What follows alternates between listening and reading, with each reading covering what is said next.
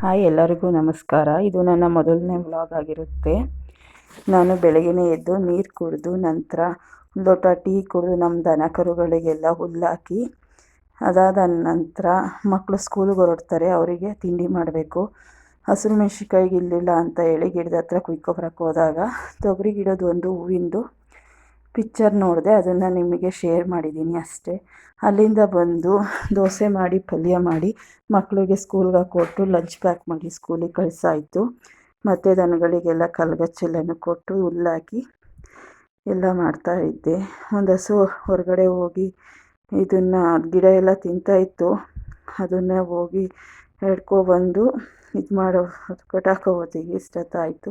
ಇದು ನೋಡಿ, ಅರಿಶಿಣದ ಹೂವು, ಅರಿಶಿಣದ ಗಿಡ ಏನು ಚೆನ್ನಾಗಿ ಬಂದಿದೆ ಅಂತ ಹೇಳಿ ಅಲ್ಲೇ ಪಕ್ಕದಲ್ಲಿ ಒಂದು ಶುಂಠಿ ಹಾಗೆ ಎಸ್ತಿದ್ದು, ಅದು ಮೊಳಕೆ ಹೊಡೆದು ಚೆನ್ನಾಗಿ ಗಿಡ ಆಗಿದೆ. ಪೊರಕೆ ಕಡ್ಡಿ ಇರಲಿಲ್ಲ ಕಸ ಗುಡಿಸೋಕ್ಕೆ, ಅದಕ್ಕೆ ಪೊರಕೆ ಮಾಡೋಣ ಅಂತ ಹೇಳಿ ಪೊರಕೆ ಕಡ್ಡಿ ಸಿಕ್ಕೊಬಂದಿದ್ದೀವಿ. ಇದು ಕೋಳಿ ನಮ್ಮ ಮನೇಲಿ ಒಂದು ಹುಜ್ಜ ಇತ್ತು. ಅದು ಯಾಕೋ ಮನೆಗೆ ಬರ್ತಾ ಇರಲಿಲ್ಲ. ಅದನ್ನು ಕೂದು ಶಾವಿಗೆ ಒತ್ತಿ ನಾಟಿ ಕೋಳಿ ಸಾಂಬಾರು ಮಾಡಿದ್ದೆ.